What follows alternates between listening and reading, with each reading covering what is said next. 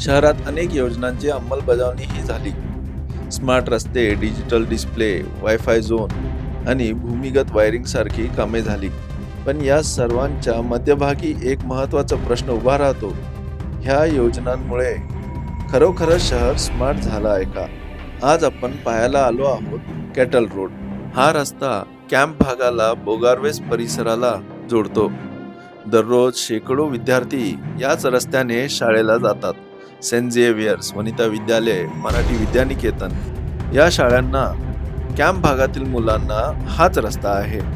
एवढंच नाही तर या रस्त्याचा वापर शेतकरीही करतात. आपल्या जनावरांना चाऱ्यासाठी नेताना हाच एक महत्त्वाचा मार्ग आहे. पण दुर्दैव म्हणजे या रस्त्याची अवस्था आज अक्षरशः दयनीय झाली आहे. रस्त्यावर सर्वत्र खड्डेच खड्डे, कुठेही नीट चालता येणार नाही अशी परिस्थिती. रस्त्याच्या कडेने भूमिगत वायरिंगसाठी खोदकाम झालं आहे, पण ती माती तशीच टाकून देण्यात आली आहे. काम झालं की जबाबदारी संपली असा प्रशासकीय वृत्तीचा हा स्पष्ट नमुना आहे. आणि जर रात्री इथून प्रवास करायचा असेल तर तो जीवावर उदार होऊन करावा लागतो.